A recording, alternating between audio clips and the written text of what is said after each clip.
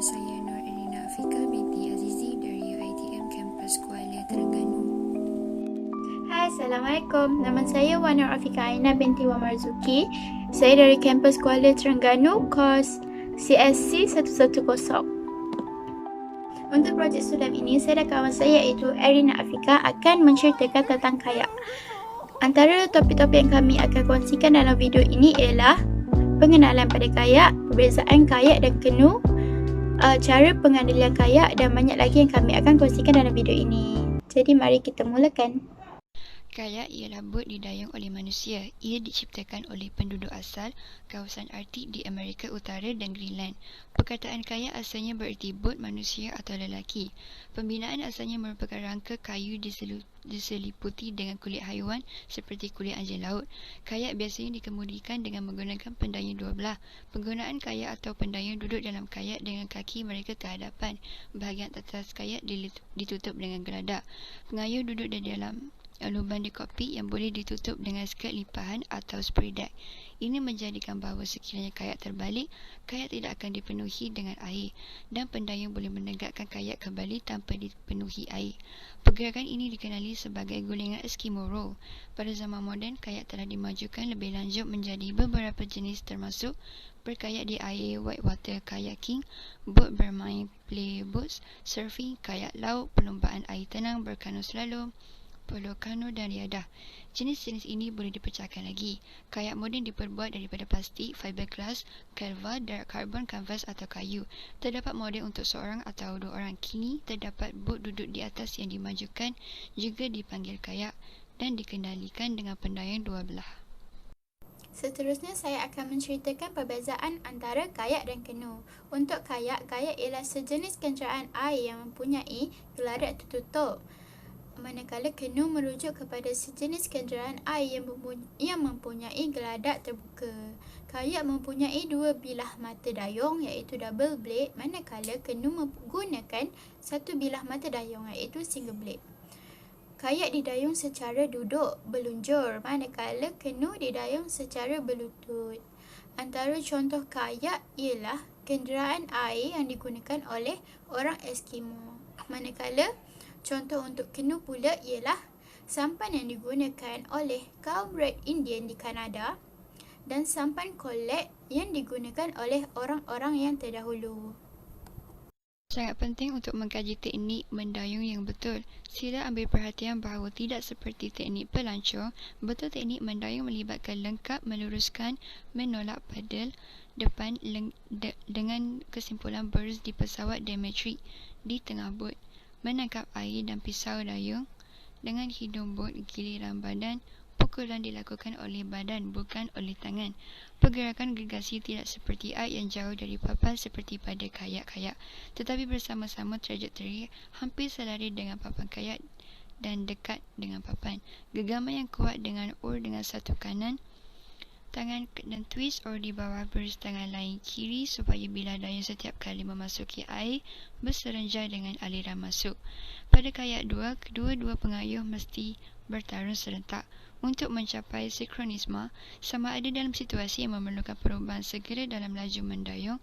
Contohnya pada gelombang tidak besar, pendorong belakang boleh memberi perintah kiri iaitu barisan dengan oar kiri atau kanan iaitu mengayuh dengan dayung yang betul.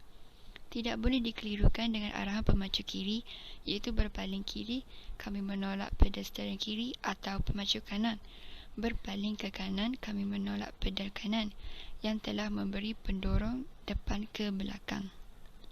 Untuk pengetahuan semua, kayak mempunyai banyak jenis. Antaranya ialah Mandesta, Arthursport dan Slalom. Untuk Mandesta, bahagian bawah Mandesta berbentuk V untuk memudahkannya memotong air dan bergerak dengan laju pada garisan lurus. Untuk Arthursport pula, bahagian bawah perahu jenis ini berbentuk U atau rata. Perahu jenis ini stabil untuk semua kegiatan air dan sangat memadai bagi mereka yang baru bermula dalam olahraga dayung. Untuk slalom pula, bahagian bawah dan atas perahu ini berbentuk O ataupun bulat. Perahu jenis ini digunakan di arus deras.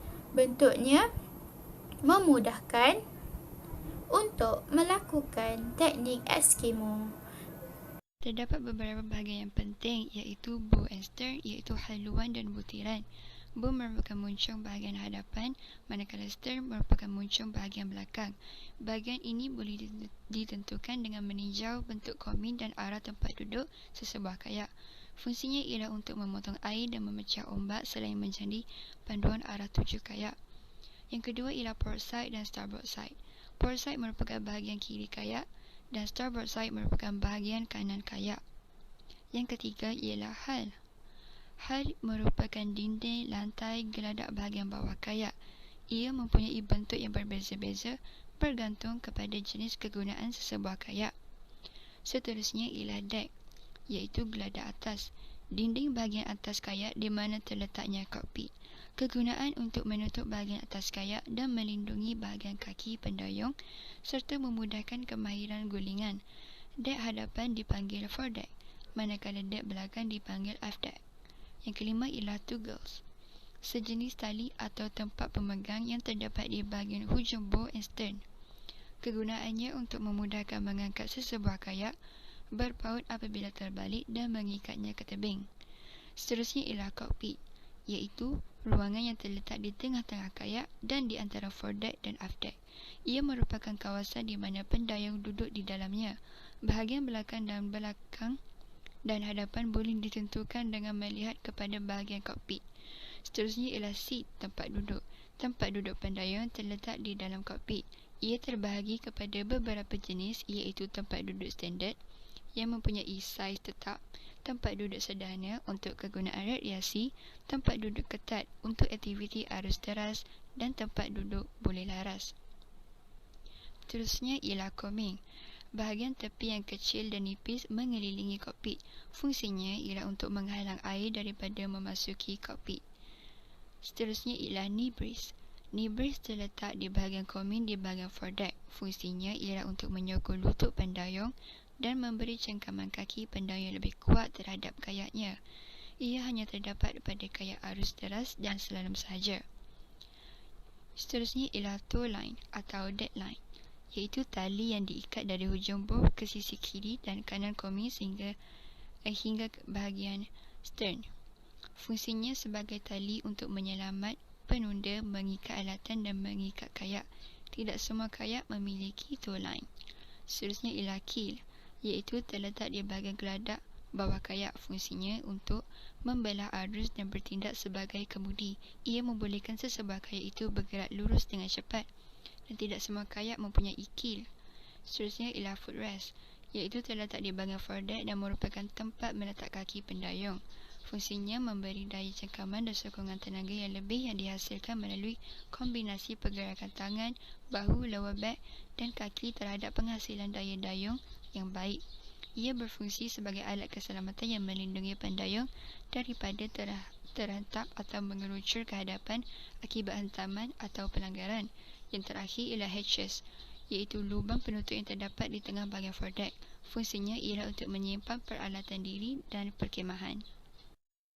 Pendayung berfungsi untuk menggerakkan kayak. Pendayung kayak mempunyai dua bilah mata dayung yang setiap satunya berlawanan kedudukan. Bahagian-bahagian dayung termasuklah blade, iaitu bilah mata dayung, tip, pelindung mata dayung, shaft ataupun lobe ataupun bar, iaitu batang pendayung, neck ialah leher pendayung, drip ring ialah bulatan tengah dan front of blade, iaitu muka dayung. Kemudian pakaian ketika berkayak. Di sini menunjukkan gambar seorang perempuan yang berpakaian dengan betul ketika pergi berkayak. Perkara pertama yang paling penting ketika berkayak ialah jaket keselamatan.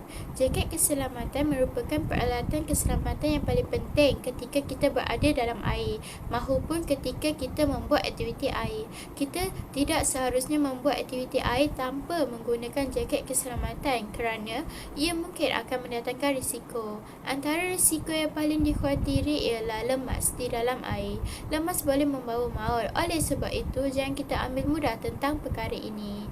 Seterusnya, memilih kasut yang betul juga adalah penting. Cuaca dan keadaan ketika berkayak sepatutnya dikenakan sarung kaki tertutup yang sesuai. Antara kasut kaki yang sesuai ialah kaki kasut lama, kasut air atau kasut kaki tertutup berfungsi dengan baik dalam keadaan hangat. Selain itu, penutup kepala.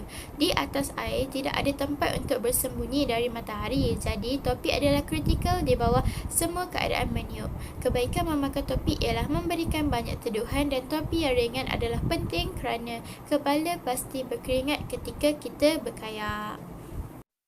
Banyak lagi aksesori yang perlu kita pakai ketika pergi berkayak. Tetapi ini adalah 3 perkara yang penting yang perlu kita fokus ketika kita pergi berkayak.